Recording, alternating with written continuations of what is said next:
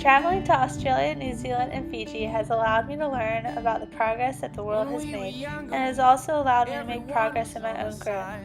This trip forced me to think about the future of the Earth, which helped develop who I am as a global citizen caring about the environment around me. This trip also challenged me mentally, physically, and spiritually. It got me out of my comfort zone numerous times, and I realized how important that is for personal growth. So then we grew a little and knew a lot. The way that the human population has been developing on Earth has been unsustainable and even detrimental to the environment.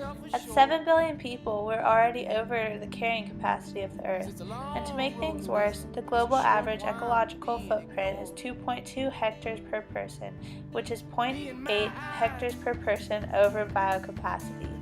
The way that we're developing is very unsustainable, and on this trip, we got to see many of the negative impacts that we have on the environment.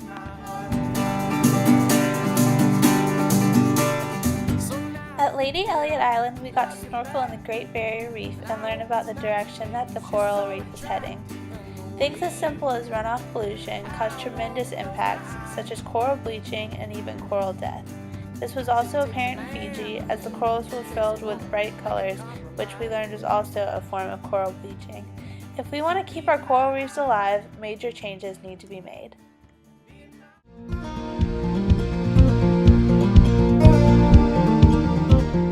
Efforts have been made, however, to become more sustainable.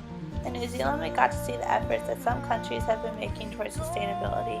Through ecotourism spaces such as Zealandia, both tourists and residents have the opportunity to learn about the original state of the country before foreigners colonized.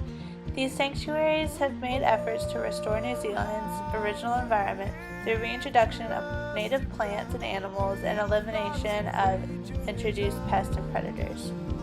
Traveling somewhere not only becomes a physical journey from getting to point A to point B, but it also becomes a journey within yourself. Getting out of your comfort zone allows you to learn a lot about yourself. It allows you to grow.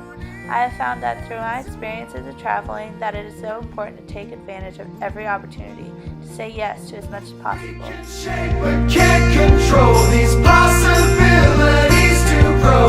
Weeds amongst the push and pull, waiting on the wind to take us. We can write with ink and pen, but we will sow with seeds instead, starting with words we've said, and we will all be changed.